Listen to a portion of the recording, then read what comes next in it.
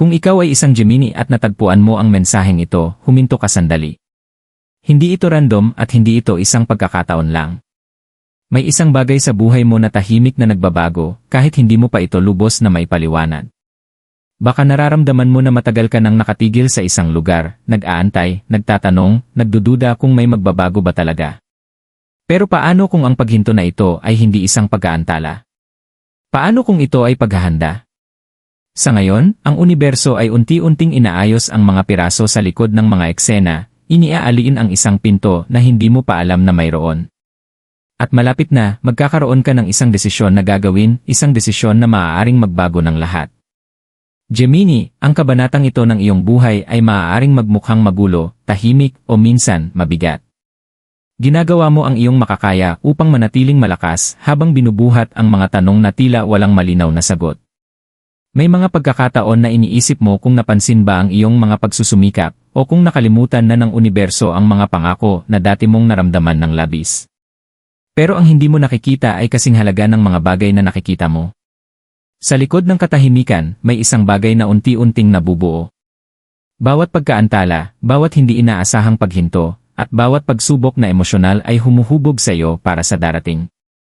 Ito ay hindi ang katapusan ng iyong paghihintay, ito ang huling bahagi bago magsimula ang dalaw.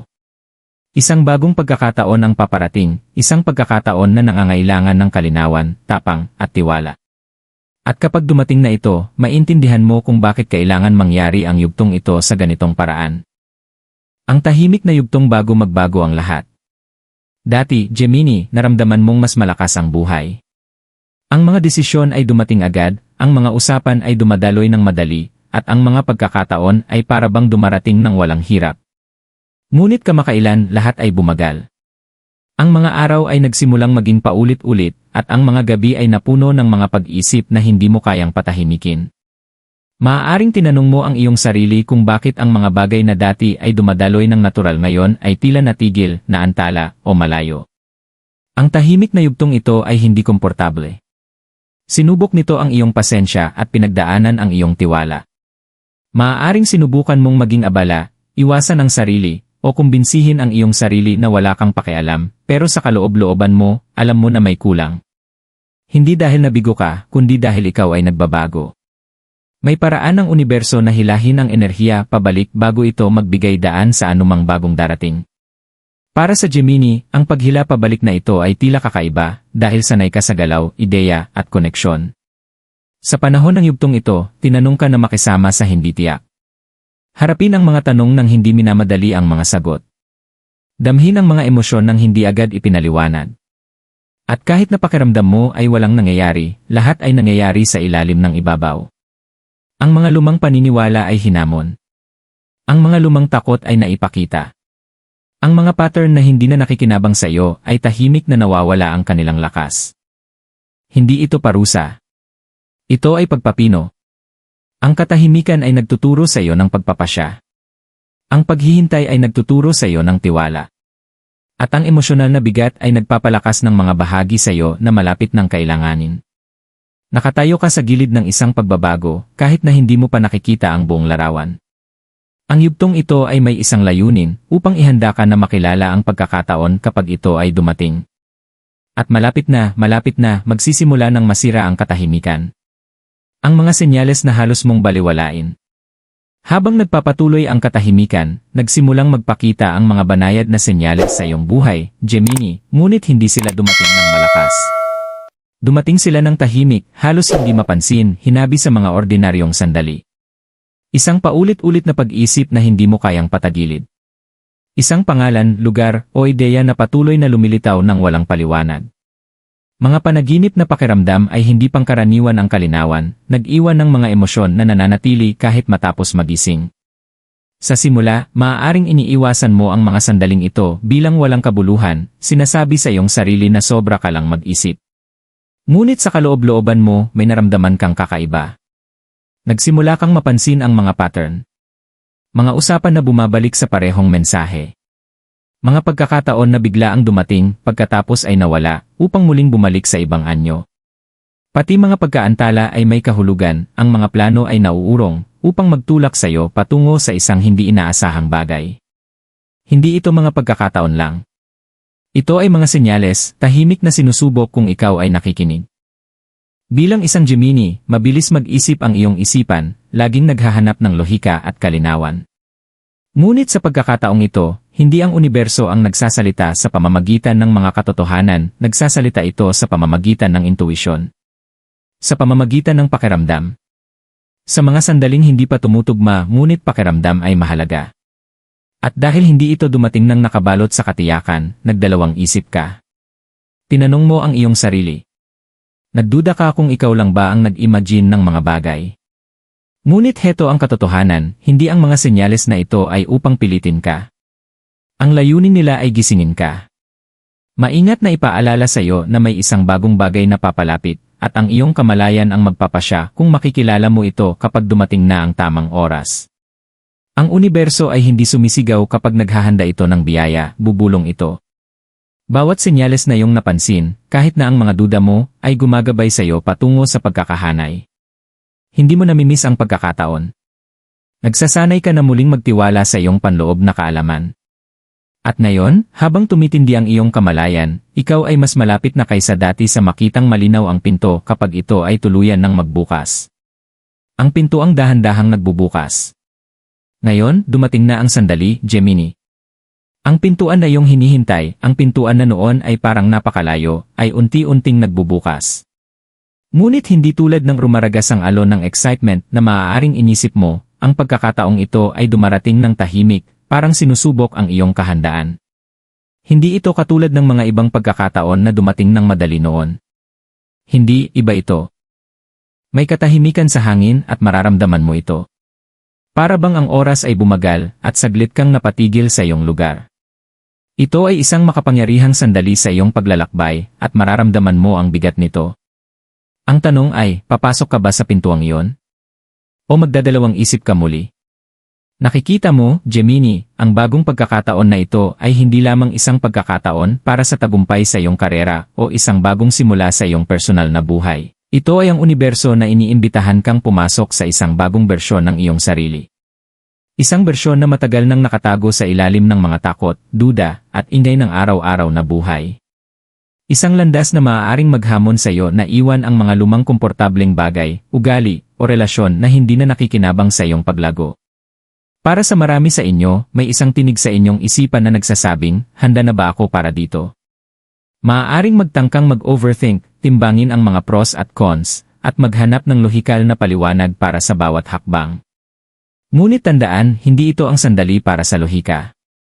Ito ay isang sandali para magtiwala sa iyong panloob na kaalaman, ang mga bulong ng iyong intuisyon na nagprepahanda sa iyo para sa mismong oras na ito. Ang pinto ay hindi lamang tungkol sa panlabas na pagbabago. Isa itong daan patungo sa iyong panloob na pagbabago. Ang pagdaan dito ay nangangahulugang yakapin ang hindi tiyak, tanggapin ang hindi katiyakan, at magkaroon ng tapang na magsimula, kahit hindi mo makita ang buong landas.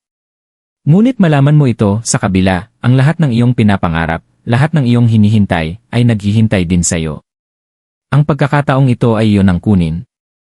Unfolding na ito, at ang tanging kailangan mo lang gawin ngayon ay ang magsimula ng unang hakbang. Nilinaw na ng universo ang daan. Papasok ka ba? Bakit ikaw ang napili para sa sandaling ito? Gemini, maaaring maramdaman mong ang lahat ng nangyari sa buhay mo ay nagdala sa sandaling ito. Lahat ng pagsubok, mga sandali ng pagdududa, mga araw na nagtanong ka kung makikita mo pa ba ang liwanag sa dulo ng tunel, hindi ito mga pagkatalo. Lahat ng ito ay bahagi ng iyong paghahanda. Ang universo ay palaging nakahanay sa iyong paglago, kahit hindi mo ito nakikita. Sa mga sandali ng paghihirap, maaaring tinanong mo kung bakit kailangan mong tiisin ang lahat ng ito. Bakit parang ang iba ay mabilis umusad, samantalang ikaw ay pakiramdam na laging umaabot lang? Ngunit heto ang sikreto, hindi ka pinapalampas ng universo. Pinipili ka nito. Lagi mong taglay ang potensyal na buksan ang isang makapangyarihang bagay sa loob mo, isang bagay na tanging matutuklasan sa tamang panahon. At ngayon, dumating na ang oras na yon. Hindi ka kailanman meant na maging katulad ng iba. Ang iyong landas, iyong mga karanasan, at ang iyong intuisyon ay natatangi sa iyo, at sila ang naghanda sa iyo para sa kung ano ang darating. Gemini, ikaw ang napili para sa sandaling ito dahil ikaw ay may taglay na kakaibang bagay, ang kakayahang mag-adapt, mag-grow at makita ang higit pa sa ibabaw. Ang iyong dualidad ay hindi isang kahinaan, ito ang iyong pinakamalaking lakas. Nakikita mo ang mga bagay mula sa iba't ibang anggulo, malalim kang makaramdam, at nakakagalaw ka gamit ang parehong lohika at puso. Ang balanse na ito ay nagpasigla sa iyo. At kaya't binibigyan ka ngayon ng universo ng pagkakataon na pumasok sa iyong pinakamataas na potensyal. Ang daan ay hindi palaging madali, at ang mga hamon na darating ay maaaring mangailangan ng higit pa sa iyong naranasan. Ngunit sa pagkakataong ito, handa ka na. Sa pagkakataong ito, ikaw ay handang pumasok sa iyong kapalaran upang kunin ang tagumpay, ang kapayapaan, at ang pagmamahal na matagal nang nakalaan para sa iyo. Ikaw ang napili para sa sandaling ito dahil ngayon ang iyong panahon upang magtagumpay. Ano ang mangyayari kapag yakapin mo ang pagkakataong ito? Gemini, kapag niyakap mo ang pagkakataong ito, hindi lang ikaw magbubukas ng pinto sa isang bagong kabanata, pumapasok ka sa buhay na matagal mong pinapangarap, ngunit sa paraang hindi mo inasahan. Hindi ito tungkol sa perpektong timing o tamang mga pagkakataon. Ito ay tungkol sa kahandaang yakapin ang hindi tiyak at magtiwala na ang lahat ng kailangan mo ay darating sa iyo habang tinatahak mo ang pintuang ito. Para sa ilan sa inyo, ang pagkakataong ito ay magbubukas ng mga pinto sa pag-unlad sa karera. Isang posisyon na dati mong inisip na hindi mo maaabot ay biglang magiging available, o isang proyekto na matagal mong pinapangarap ay maaaring magsimula sa mga paraang hindi mo inaasahan. Ang universo ay inaaligin ang iyong mga pagsusumikap sa iyong mga nais, at ang tagumpay ay magsisimulang dumaloy patungo sa iyo sa mga hindi inaasahang paraan. Ang iyong sipag at pasensya ay malapit ng magbunga. Para naman sa iba, ang pagkakataong ito ay magdudulot ng mas malalim na pakiramdam ng kapayapaan sa loob. Ang mga tahimik na pagsubok na iyong pinagdaanan ay may layuning alisin ang mga distractions na humahadlang sa iyong koneksyon sa iyong mas mataas na sarili. Habang ikaw ay pumapasok sa bagong yugtong ito, magsisimula kang maramdaman ang malalim na pagkakahanay sa iyong layunin at kasabay nito, isang bagong kaliwanagan. Mas madali mong maririnig ang iyong intuisyon at makikita mong gumagawa ka ng mga desisyon ng may kumpiyansa at kadalian. At para sa ilan, ang sandaling ito ay magdadala ng mga bagong relasyon, mga koneksyon na tunay, puno ng pagmamahal at sumusuporta. Ang mga taong papasok sa iyong buhay ngayon ay hindi lang dahil sa pagkakataon, sila ay bahagi ng paglalakbay ng iyong kaluluwa. Kung ito man ay isang partner, isang kaibigan, o isang mentor, ang mga bagong relasyon na ito ay magpapalabas ng pinakamahusay sa iyo at tutulong sa iyong paglago sa mga paraang hindi mo inisip. Ano man ang anyo ng pagkakataong ito para sa iyo, tandaan mo na ito ay higit pa sa isang pagkakataon. Ito ay ang pag-verify ng universo na ikaw ay nasa tamang lugar. Ang lahat ng mga piraso ay nahuhulog sa kanilang tamang lugar, at ikaw ay handa ng kunin ang nararapat sa iyo. Ang iyong buhay ay malapit ng magbago, at ito ay magaganap ng maganda. Isang mensahe para sa iyong kaluluwa. Gemini, ito na ang sandali kung saan ang iyong kaluluwa ay kailangang marinig ang isang katotohanan, ang layo ng iyong narating, at hindi ka kailanman nag-iisa. Ang universo ay kasama mo sa bawat liko at pag-ikot, tahimik na ginagabayan ka patungo sa puntong ito. Maaaring hindi mo palaging nararamdaman ito, ngunit ang iyong mas mataas na sarili ay laging nakatutok sa enerhiya sa paligid mo, hinuhubog ang iyong mga desisyon, paglago, at landas. Madaling maligaw sa ingay ng pang-araw-araw na buhay, madalas maguluhan sa stress, at mga walang katapusang tanong kung ano ang susunod. Ngunit ngayon, hinihiling ng universo na huminto ka sandali at pakinggan ang mga bulong ng iyong puso. Hinihiling nito na magtiwala ka sa mga tahimik na sandali sa pagitan ng iyong mga iniisip. Ang sandaling ito ay tungkol sa pagsuko. Pagsuko sa ideya na hindi mo kailangang kontrolin ang lahat. Pagsuko sa paniniwala na ang iyong paglalakbay ay hindi kailangang madaliin.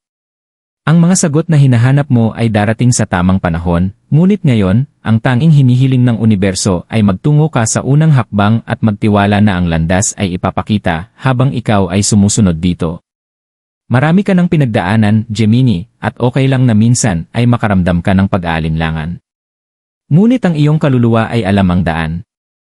Tahimik itong naghahanda para sa pagbabagong ito, at ngayon na ang oras upang kumilos batay sa tiwala na iyong itinaguyod sa mga nakaraang taon. Walang dahilan para magduda pa sa iyong sarili. Nasa tamang lugar ka. Tandaan, ito ang iyong oras upang magtagumpay. Yakapin ito ng may bukas na puso at isipan. Karapat-dapat ka rito. Gemini, ang paglalakbay na iyong tinahak ay hindi naging walang kabuluhan. Bawat pagkaantala, bawat paghinto, bawat sandali ng katahimikan ay nagdala sa iyo patungo sa makapangyarihang puntong ito sa iyong buhay. Ngayon, ikaw ay nakatayo sa gilid ng isang bagong simula, isang simula na puno ng pangako, posibilidad at potensyal. Tahimik kang inihanda ng universo para sa sandaling ito, at ngayon, oras na para ikaw ay magpatuloy. Magtiwala na ang mga desisyon na gagawin mo mula dito ay magkakasunod sa pinakamataas na bersyon ng iyong sarili. Ang pinto ay nagbubukas, at ang landas na naroroon ay iyo upang tahakin. Ang mga sagot, mga pagkakataon, at mga biyaya ay unti-unting nagbubukas. Ang tanging kailangan mo lang gawin ay ang magtangkang maglakad sa threshold, na may kaalaman na ikaw ay lubos na sinusuportahan ng universo. Ito na ang iyong oras upang kunin ang hinaharap na matagal mong pinapangarap. Yakapin ang mga pagbabago. Yakapin ang paglago. Handa ka na. Handa na ang universo. Hayaan mong magsimula ang iyong bagong simula ngayon.